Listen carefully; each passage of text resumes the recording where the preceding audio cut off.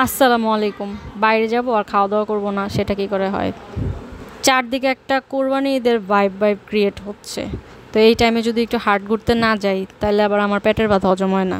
আমার আবার মনে হয় না যে ঈদ আইসা গেছে গা।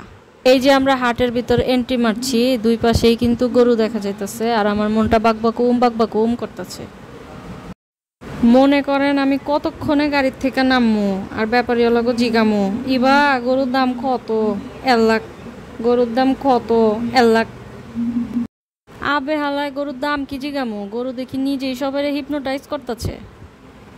দেখা তো আমি অবাক। তারপর দেখি চারপাশে বিশাল বিশাল সাইজের অনেক অনেক গরু আছে, দেখা চোখ শান্তি আর শান্তি। আমার পোলার কিন্তু হাটে আইসা ভাল লাগে নাই, পচা লাগছে তার কাছে, গোবর পাড়াইছে তাই। বিশাল সাইজের গরু দেখবার লেগেই তো হাটে আইছি, না দেখলে কি চোখ জুড়াইবো? আর এই যে দেখেন আমার ভাই এক গরু আরেক গরুর সাথে সেলফি তুলবার লাগছে। অনুভূতিটা বলেন আপনার, কেমন লাগে গরুর হাটে এসে? কেমন লাগে? আর এই যে দেখেন হিপনোটাইজ করা গরু, আরেকবার দেখেন আপনারাও হিপনোটাইজ হন।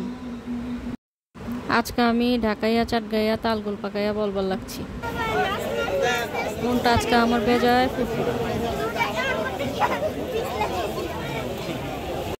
এই যে দিল দিল দিল দিল দিল গরু দৌড় দিল দিল দিল, গরু ছুটছে।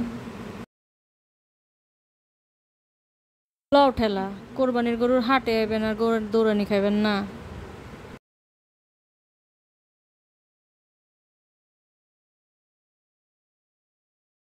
বাপ মাইয়া নানা নাতি ব্যাগতে মিল্লা হাটে আইসা পড়ছি গরু দেখবার। লন এবার আমরাও এনজয় করি, আপনারাও এনজয় করেন। মাশাল্লাহ কইতে বুঝলেন না যেন।